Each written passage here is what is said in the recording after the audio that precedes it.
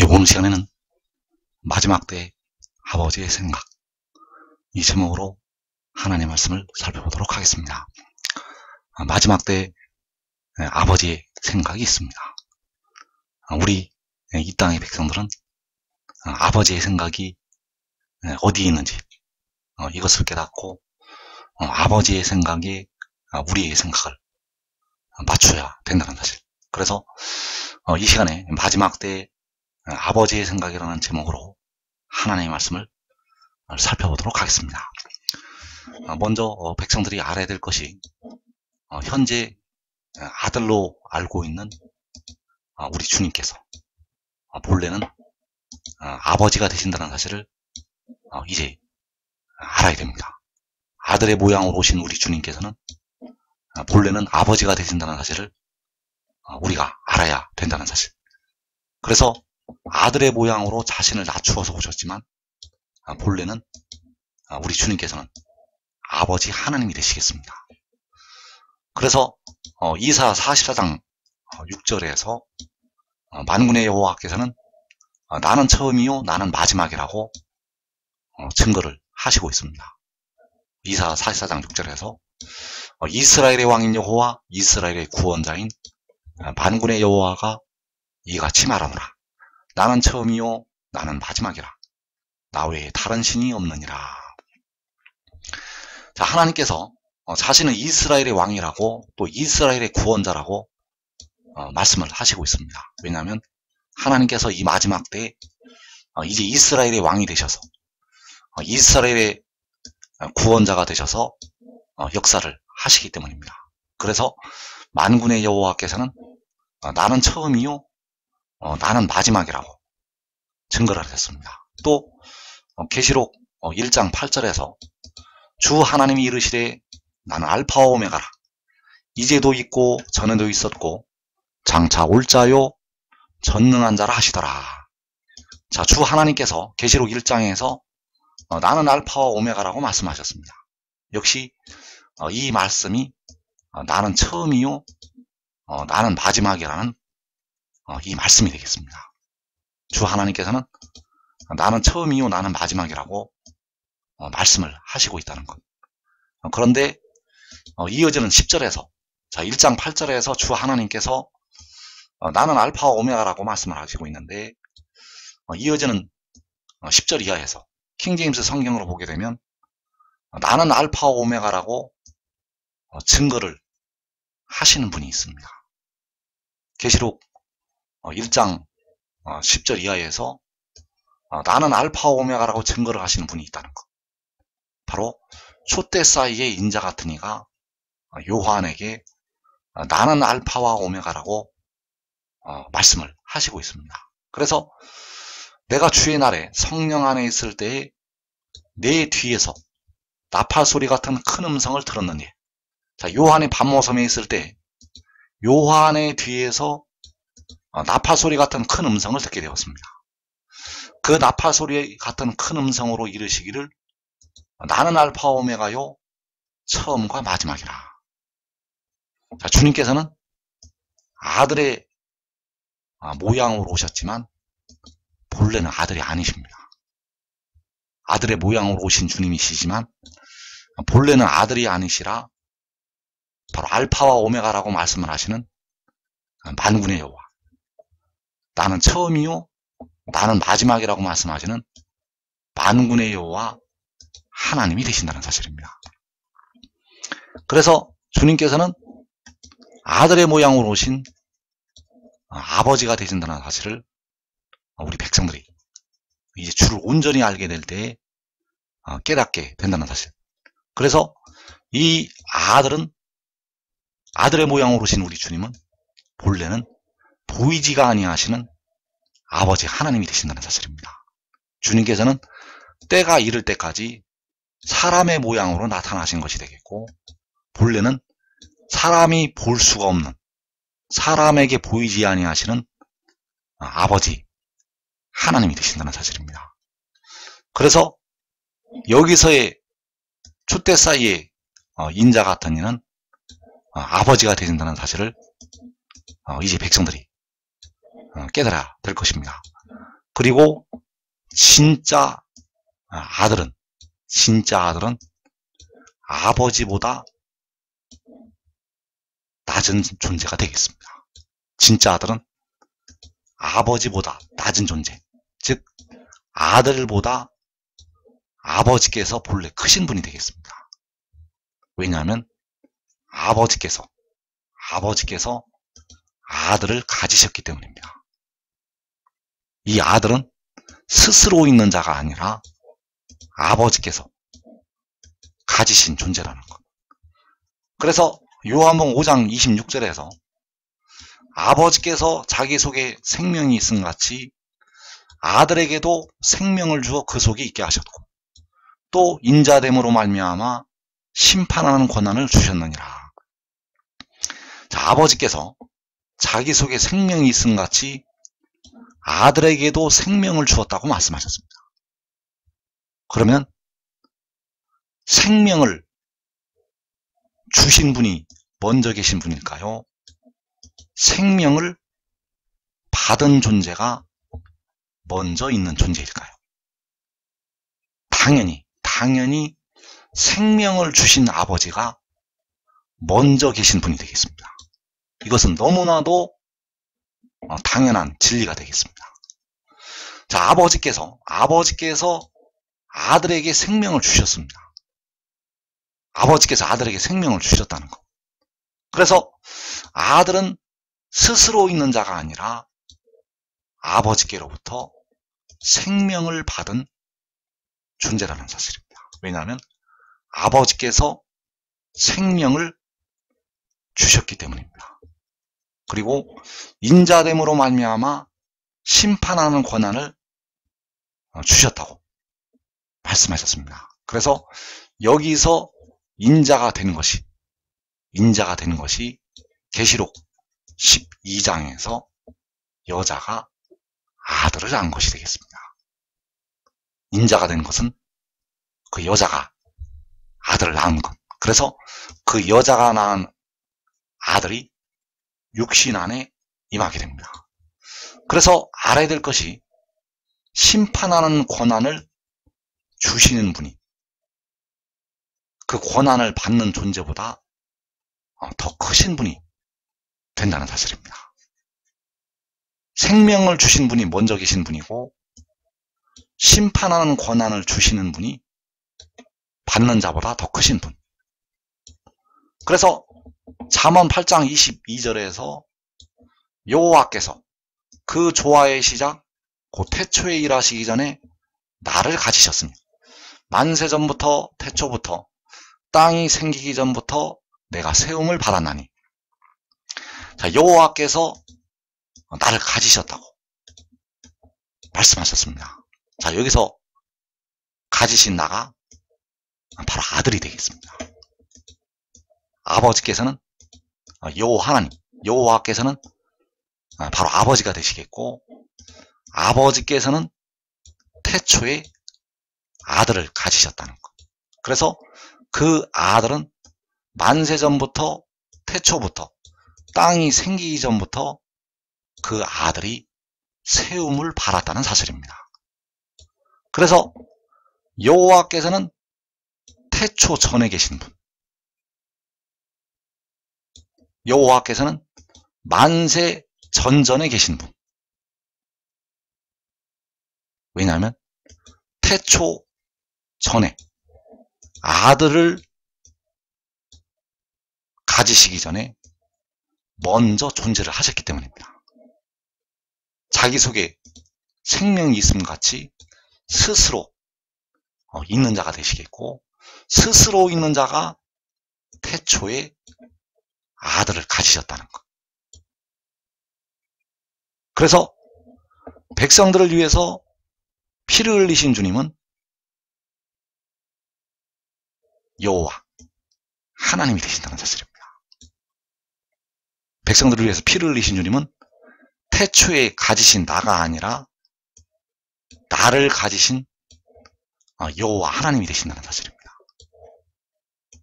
그래서 만군의 여호와께서는 지혜보다 먼저 계시고 그 지혜를 가지셨던 스스로 있는 자가 되신다는 사실.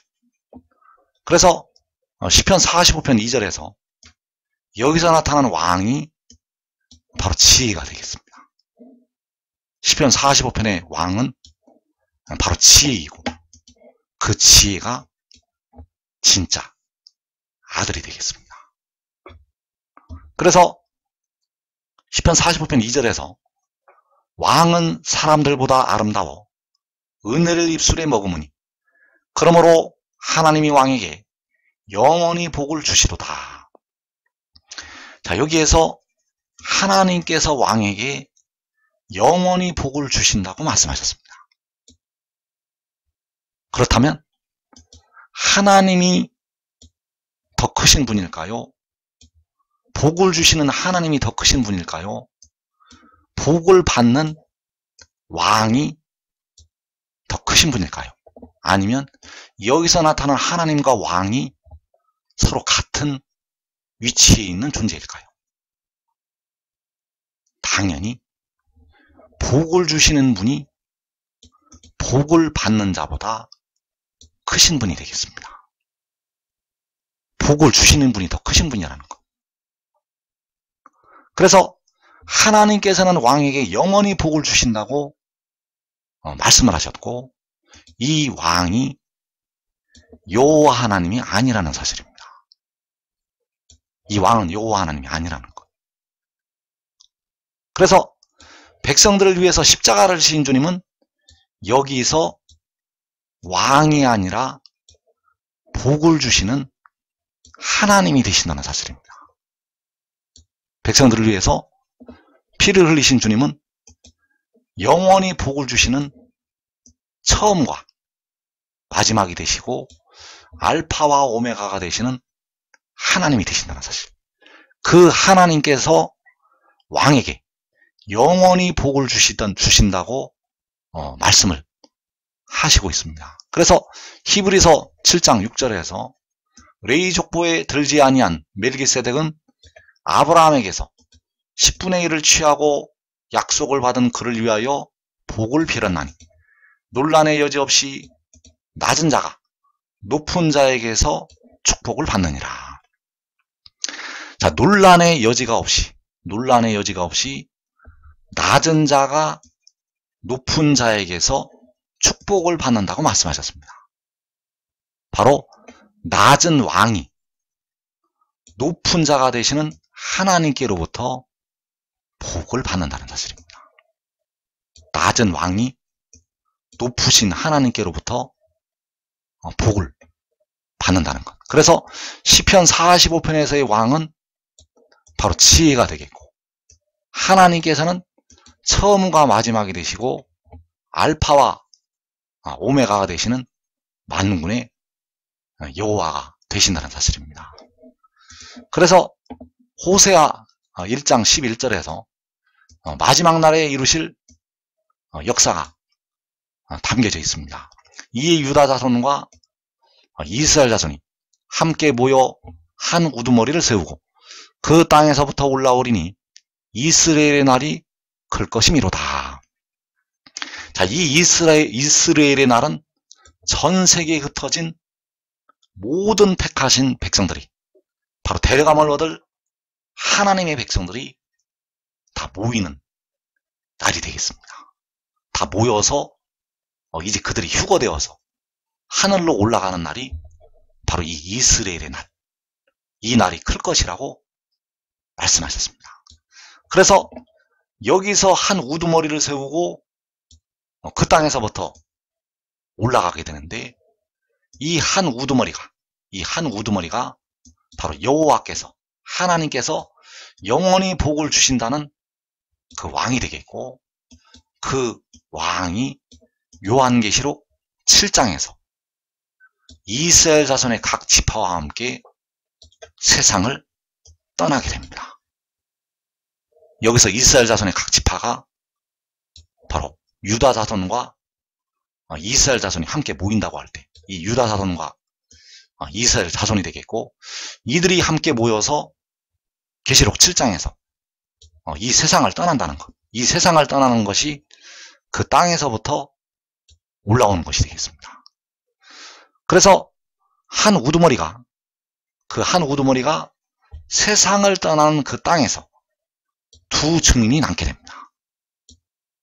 바로 전산년만 직전에 7년 그 한일회가 들어가기 직전에 하늘로 올라가게 됩니다. 그 땅에서부터 올라간다는 것. 그래서 그 땅에서 올라가면 전산년만이 시작이 되고 두 증인이 그 땅에서 사역을 하게 됩니다. 그래서 전 3년만이 끝나면 이제 두 증인도 하늘로 올라오게 됩니다. 그 한 우두머리가 올라갔던 그 유다 자손과 이스라엘 자손이 함께 모여서 올라갔던 그 하늘로 두 증인도 올라오게 된다는 사실입니다. 그래서 요한복음 말씀에 이 두 증인에 관한 말씀이 아주 은밀하게 들어있습니다. 요한복음 13장부터 요한복음 17장까지 또 마지막 장까지 이 두 증인의 사역에 관한 말씀이 아주 은밀하게 들어있다는 것. 그래서 요한복음 14장 28절에서 내가 갔다가 너희에게로 온다 하는 말을 너희가 들었나니 나를 사랑하였더라면 내가 아버지께로 감을 기뻐하였으리라. 아버지는 나보다 크심이라. 자, 여기에서 내가 갔다가 너희에게로 온다고 말을 하고 있습니다. 자, 내가 갔다가 너희에게로 온다는 것은 그들이 이제 전산년 만에 두 증인이 사역을 하게 되고 그들을 이제 하늘로 끌어올린다는 것을 말씀을 하는 것이 되겠고, 그래서 내가 아버지께로 감을 기뻐하였으리라. 자, 내가 아버지께로 간다는 것이 그 땅에서부터 한 우두머리가 올라가는 것이 되겠습니다. 내가 아버지께로 간다는 것은 한 우두머리가 그 땅에서부터 아버지께로 올라가는 것. 그래서 전 3년 반이 끝나고 그 두 증인이 순교를 하고 나서 사흘 반 후에 생기가 들어가게 되고 그들을 이제 하늘로 영접을 하게 됩니다. 그래서 여기서 하시는 말씀이 아버지는 나보다 크시다고 말씀을 하고 있습니다. 아버지는 나보다 크심이라. 자, 아버지는 나보다 크시다는 것이 아버지는 아들보다 크신 것이 되겠고, 바로 만군의 여호와께서 지혜보다 크시다고 말씀을 하는 것이 되겠습니다. 만군의 여호와께서 이 한 우두머리보다 크시다고 말씀을 하는 것이 된다는 사실. 그래서 아버지는 아들보다 크신 존재가 되겠습니다. 아버지는 아들보다 크시다는 것.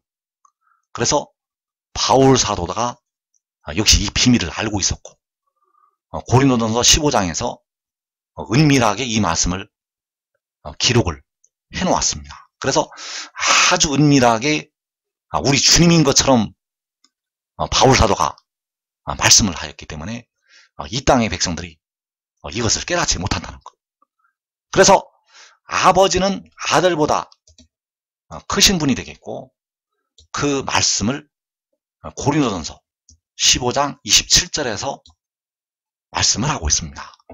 만물을 그의 발 아래 두셨다 하셨으니, 만물을 아래 둔다 말씀하실 때 만물을 그의 아래 두시니가 그 중에 들지 아니하는 것이 분명하도다.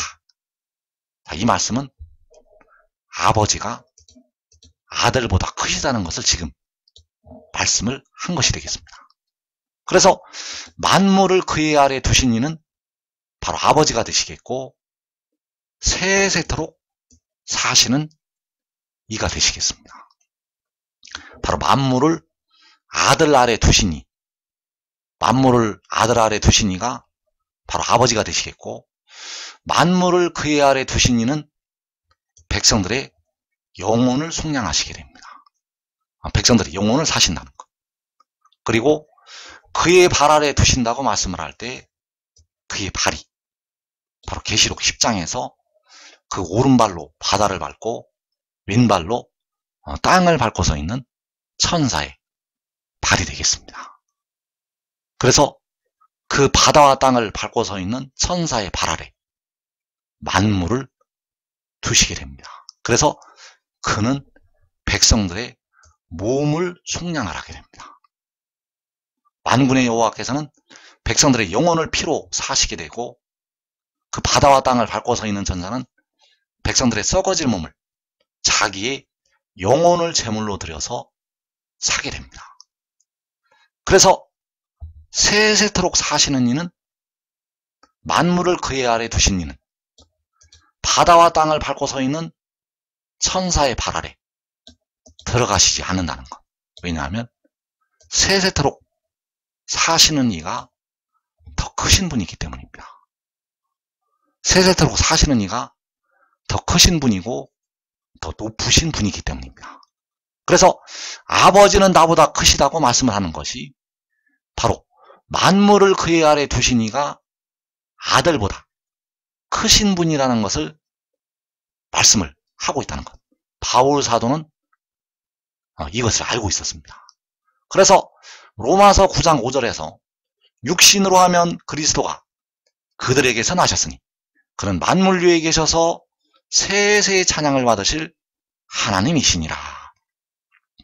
자, 육신으로 나신 그리스도, 바로 육신으로 다윗의 혈통에서 나신 그리스도는 만물 위에 계셔서 세세의 찬양을 받으실 하나님, 바로 알파와 오메가가 되시고 처음과 마지막이 되시는 만군의 여호와가 되시겠습니다. 그래서 만군의 여호와께서는 육신으로 그리스도가 되셔서 백성들의 영혼을 피로 사셨고, 그러나 본래는 여호와 하나님이 되신다는 사실입니다. 주님은 진짜 아들이 아닙니다. 이 땅의 백성들이 주님을 이제 온전히 알게 될 때 우리 주님은 진짜는 아들이 아니라 진짜는 보이지 아니하시는 아버지가 되신다는 사실입니다. 그래서 숨겨놓은 아들이 있습니다. 감춰놓으시고 숨겨놓으신 진짜 아들이 있다는 것. 그가 바로 계시록 10장에서 그 오른발은 바다를 밟고 왼발은 땅을 밟고 서 있는 그 천사가 되겠습니다. 그래서 그는 바로 우리 주님께서는 만물 위에 계셔서 세세의 찬양을 받으실 아버지가 되신다는 사실. 그래서 이어지는 고린도전서 15장 28절에서 만물을 그에게 복종하게 하실 때에는 아들 자신도 그때에 만물을 자기에게 복종하게 하신 이에게 복종하게 되리니 이는 하나님이 만유의 주로서 만유 안에 계시려 하심이라. 자, 아들 자신도 아버지께 복종을 하게 됩니다. 만물이 아들에게 복종하게 하신 것처럼, 만물이 아들에게 복종을 하는 것처럼 아들 자신도 아버지께 복종을 한다는 것. 그 아버지께서 만물을 자기에게 복종하게 하신 이가 되겠습니다. 그 아버지께서 만물을 자기에게 복종하게 하시니. 그래서 하나님께서는 만유의 주로서 만유 안에 계시기를 원하신다는 사실입니다. 바로 만유는 모든 만물이 되겠고 모든 존재하는 것의 주인으로서 모든 존재하는 것 안에 계시려 하신다는 사실. 모든 만물 안에서 그 만물의 주인으로서 계시기를 원하신다는 사실입니다. 그래서 하나님께 만물이 복종하는 그 아들이 복종을 하게 된다는 사실입니다. 그래서 만물을 자기에게 복종하게 하시니, 바로 만물을 아들에게 복종을 하게 하시는 이는 처음과 마지막이 되시고 알파와 오메가가 되시는 여호와 하나님이 되시겠고, 바로 영혼을 속량하신 우리 주님이 되시겠습니다. 그리고 여기서 말씀하는 아들 자신은 바로 그 오른발로 바다를 밟고 왼발로 땅을 밟고 서 있는 천사가 되겠고, 그가 독생자가 되겠습니다. 주님께서는 독생자가 절대 아닙니다. 백성들을 위해서 십자가를 지신 주님은 절대 독생자가 아니시라는 것. 왜냐하면 독생자가 될 수가 없습니다. 스스로 있는 자이시기 때문에. 스스로 있는 자이시기 때문에 스스로 있는 자는 태어난 자가 될 수가 없다는 것. 그래서 백성들을 위해서 피를 흘리신 주님은 알파와 오메가가 되시는 여호와 하나님, 그리고 독생자는 영혼을 제물로 드린 지혜가 되겠습니다. 그래서 독생자는 백성들의 영혼을 속량하는 것이 아니라 백성들의 무덤으로 들어가고 있는 몸을 속량을 하게 됩니다. 바로 육신에 거하는 죄를, 속죄를 한다는 사실입니다. 그래서 이 마지막 때의 아버지의 뜻이 어디 있는가? 이 마지막 때의 아버지의 생각이 어디 있는가? 이 마지막 때의 아버지의 뜻은 만물이 그에게 복종을 하는 것이 되겠습니다. 만물이 그에게 복종하는 것. 바로 요셉의 꿈처럼 해와 달과 11별이 그에게 절을 했다고 말씀을 한 것처럼 만물이 그에게 복종하기를 아버지께서는 원하시고 있습니다. 결국 모든 만물은 그에게 아버지의 뜻과 아버지의 생각대로 복종을 하게 됩니다. 그래서 맨 나중에 복종을 하는 것이 바로 사망이 되겠고, 이제 만물은 그의 발 아래 들어가게 된다는 사실. 그래서 환난 전에 복종하는 자들, 이 땅에 환난이 일어나기 전에 복종을 하는 자들은 자기와 자기의 가족이 시험의 뜰을 면하게 됩니다. 환난 전에 그를 따르고 그에게 복종을 하는 자들은 이 땅의 환난의 때를 면한다는 것. 자기와 자기의 가족이 육신의 생명까지 보존을 할 수가 있습니다. 그래서 빌립보서 3장 21절에서 그는 만물을 자기에게 복종하게 하실 수 있는 자의 역사로 우리의 낮은 몸을 자기 영광의 몸의 형체와 같이 변하게 하시리라. 자, 그 아들이 우리 백성들의 낮은 몸을 영광의 몸으로 변화를 시켜주게 됩니다. 백성들의 몸은 자기 스스로 변화가 되지가 않습니다. 오직 그 몸의 속량을 담당한 그가 백성들의 몸을 변화를 시켜주어야만 변할 수가 있습니다.